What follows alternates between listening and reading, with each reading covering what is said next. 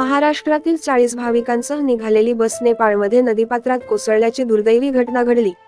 या अपघातात राज्यातील 27 भाविकांना प्राण गमवावे लागले आहेत।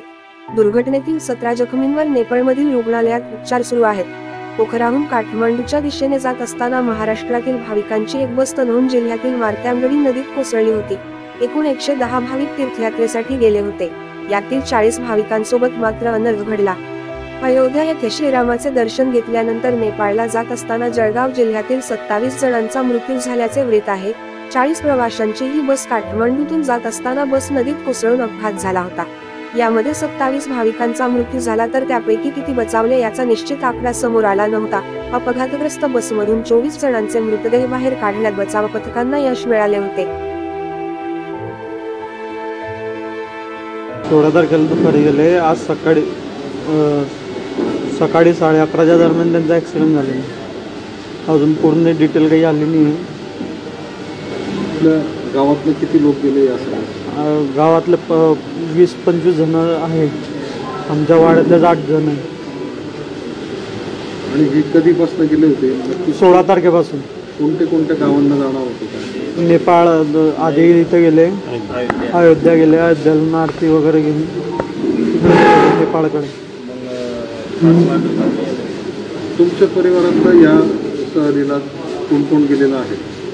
मम्मी, वडील, मोठा भाऊ आहे, मोठी आई आहे, मोठे आहे 2 अजून काकू आहे। आता एक परिवारातले आपले एकूण किती सदस्य गेले? 8 जण। आता ह्या अपघाताचं वृत्त कळल्यानंतर तुमचा काही संपर्क झाला आहे का? नाही अजून। अपघाताचं कसं कळलं तुम्हाला? थोडे सांगितलं। अपघाताला दाजीची आई गेली होती, त्यांचा व्हिडिओ कॉल चालू होता, त्यांच्यासमोरच अपघात झाला। व्हिडिओ कॉल चालू असतानाच अपघात झाला। जसा अपघात झाला तसा त्या आई बोलली ॲक्सिडेंट झाला आणि नंतर ॲटोमॅटिक फोन कट होऊन गेला।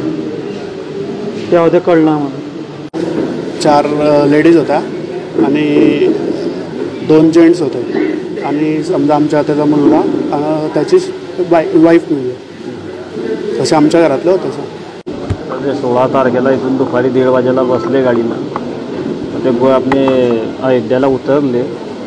अयोध्येला त्यांना आरती गिरती तरी केले भरत महाराजजवळ आणि मग तिथून गोरखपूरला निघाले। गोरखपूरला ते फिरले तरी ते कोणी महादेवाचं मंदिर तिथे आणि तिथून मग पोखरा आहे तरी ते येणार काढले सकाळी। म्हणजे आज सकाळी ते तिथे होते। ते पोखरावर आज सकाळी माझ्या लहान्या भाऊची माझा व्हिडिओ कॉलवर गोष्ट झाली। कोणी भाऊ मस्त मजा येऊन झाले, सगळे फिरून झाले सर आनंदामध्ये सगळे। आणि सकाळी ते निघाले आणि 11:45 दरम्यानमध्ये असं ॲक्सिडेंट झालं। तुम्हाला कसं कळतं? आम्हाला म्हणजे आता आमच्या दाजीचा कॉल चालू होता, तर त्याचा आईचा कॉल चालू होता। त्याच्या आईचं एकदम त्याच्या आईने सांगला ॲक्सिडेंट झाला आणि त्याचा फोन बंद झाला। लगेच लहान्या भाऊने त्या पवीन पाटीलच्या फोनवर फोन लावला, तरी दुसऱ्या माणसानं उचलला। त्याने सांगला बा की तुम्हारे इनका ॲक्सिडेंट हो गए, तुम ताबडतोब इधर आओ बोले। बस मग गावापासून आमचं येत झालं नाही, त्याचा फोनच बंद झाला। आज आमचं वरणगाव शहर व परिसरावर दुःखाची शोककळा पसरलेली आहे। आमच्या वरणगाव येथील आमचे मार्गदर्शक सुधाकर भाऊ जावळे व संदीप भाऊ सरोदे आणि त्यांच्यासोबत वरणगाव शहर व परिसरातून जवळजवळ 82 लोक हे देवदर्शनाला गेलेले होते। अगोदर ते अयोध्येला गेले, तिथून ते काशीला गेले, काशीहून ते काठमांडूला गेले। कालच माझं त्यांच्याशी बोलणं झालं।